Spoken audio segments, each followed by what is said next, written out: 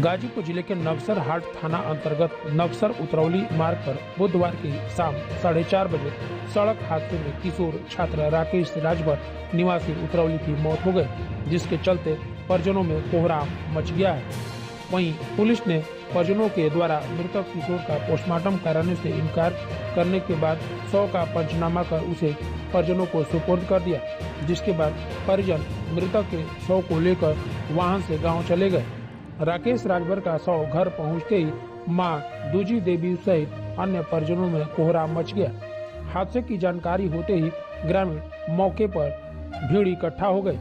पुरुष महिलाएं पीड़ित परिजनों को सांत्वना देने में जुट गए, मगर उनके मां के आंसू रुकने का नाम नहीं ले रहा था। मृतक किशोर के पिता नंदलाल राजभर ने बताया कि उनके 3 पुत्र हैं, जिसमें विनय सबसे बड़ा, जबकि मृतक राकेश माझिल है, सबसे छोटा गोलू है। पिता ने बताया कि उनका माझिल पुत्र मृतक एक दिन पहले किसी काम से अपने मामा के गांव सुगवलिया गया था। बुधवार को वह वापस गांव के लिए निकला हुआ था। इसी बीच रास्ते में आ रहे ट्रैक्टर को लिफ्ट लेकर गांव के लिए चला।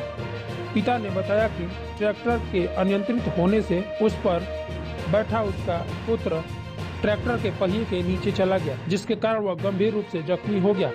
उसके बाद आनंद फानन में उसे नक्सर सीएचसी ले जाया गया। हालत गंभीर देख वहां के डॉक्टरों ने रेवतीपुर सीएचसी रेफर कर दिया। चिकित्सकों ने देखते ही मृत घोषित कर दिया। मृतक के पिता ने बताया कि उसका पुत्र राकेश राजभर नक्सर स्थित एक स्कूल में कक्षा 11 का छात्र था, जो पढ़ने में काफी होनहार था। बताया कि वह खुद मजदूरी कर परिवार का किसी तरह से जीविकोपार्जन चलाता था। नक्सर हाट थानाध्यक्ष दीपक कुमार ने बताया कि हादसे में मृतक किशोर के परिजन पोस्टमार्टम कराने से इनकार कर दिए। इसके बाद पंचनामा कर शव को परिजनों को सुपुर्द कर दिया गया है। गाजीपुर में राष्ट्रीय सड़क सुरक्षा योजना के तहत बुधवार की दोपहर 1 बजे ARTO विभाग की तरफ से सड़क सुरक्षा जागरूकता रैली निकाली गई। इस रैली को गाजीपुर पुलिस अधीक्षक डॉक्टर इरज राजा ने राइफल क्लब से हरी झंडी दिखाकर रवाना किया। इस दौरान उन्होंने कहा कि सड़कों पर वाहन चलाते समय हेलमेट का प्रयोग जरूर करें, शराब पीकर गाड़ी न चलाएं, सीट बेल्ट लगाएं और गाड़ी चलाते समय मोबाइल का इस्तेमाल न करें, ताकि दुर्घटनाओं से बच सकें, मृत्यु दर कम हो सके। वहीं ARTO रमेश श्रीवास्तव ने बताया कि राष्ट्रीय सड़क सुरक्षा के तहत 1 जनवरी से 31 जनवरी तक जागरूकता अभियान चलाया जा रहा है और लोगों को जागरूक किया जा रहा है, ताकि सड़क दुर्घटनाओं में कमी आ सके और लोग सावधानी बरतें, सुरक्षित यात्रा करें, ताकि दुर्घटनाओं में कमी आ सके। एक्सीडेंट को कम करना, कम से कम एक्सीडेंट हो, इसके लिए हम लोगों को जागरूक कर रहे हैं। अब रैली निकाल सकते हैं। राष्ट्रीय सड़क सुरक्षा दिवस मनाया जा रहा है। हम लोगों का 1 जनवरी से लेकर के 21 जनवरी तक ये कार्यक्रम चलेगा। इसमें प्रत्येक दिन अलग अलग कार्यक्रम है। लोगों को मेन मंशा लोगों को जागरूक किया जाए, यातायात नियमों का पालन किया जाए, जिससे एक्सीडेंट में कमी आ सके। निजामुद्दीनपुर गांव में अपनी दुकान पर बैठे बीजेपी नेता की अज्ञात हमलावरों ने की जमकर पिटाई। फरार आक्रोशित बीजेपी कार्यकर्ता पहुंचे थाने। गाजीपुर के दुल्लभपुर थाना क्षेत्र के निजामुद्दीनपुर गांव स्थित अपनी दुकान पर बैठे बीजेपी नेता राम लखन मौर्य को दर्जनों की संख्या में लाठी डंडा और हथियार से लैस होकर आए अज्ञात हमलावरों ने उनकी जमकर पिटाई कर दी।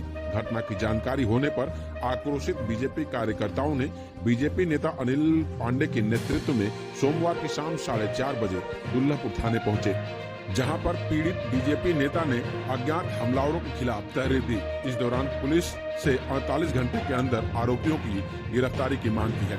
वहीं भाजपा के वरिष्ठ नेता अनिल कुमार पांडे ने कहा कि जब भाजपा के पदाधिकारियों के साथ ऐसी घटना को लेकर घोर निंदा करते हुए पुलिस की उदासीनता पर भी सवाल उठाए।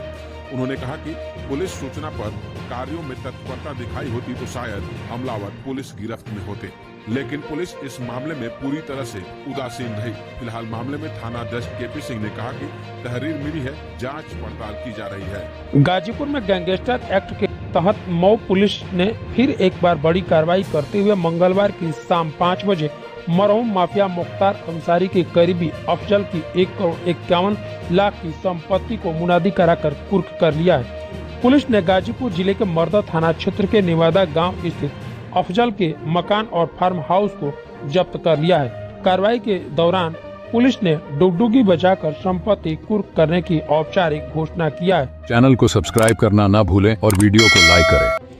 मऊ थाना दक्षिण टोला की पुलिस ने यह कदम गैंगस्टर एक्ट की धारा के तहत उठाया है। अफजल पर अवैध गतिविधियों में शामिल होने की और संपत्ति अर्जित करने की आरोप है। जो पीछे आप एक मकान देख रहे हैं और इसकी जो है कि आज कुर्की की कार्रवाई की गई है। आप सभी लोग जानते हैं कि लगातार शासन की मंशा और श्रीमान पुलिस अधीक्षक महोदय और उच्च अधिकारीगणों के आदेशों क्रम में माफियाओं के खिलाफ चल रही कार्रवाइयों के क्रम में आज एक और कुर्की की कार्रवाई की गई है।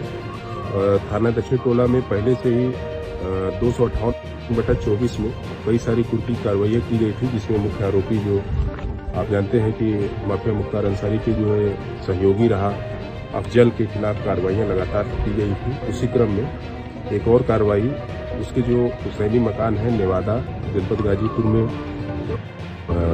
जो पुश्तैनी मकान पुश्तैनी जो जमीन है उसी के ऊपर उसने जो है कि अपने अवैध गतिविधियों से अर्जित धन से एक आलीशान मकान जो है बनाया हुआ है। इतना आलीशान मकान आपको आज अगल बगल कई किलोमीटर रेडियस में दिखाई नहीं देगा।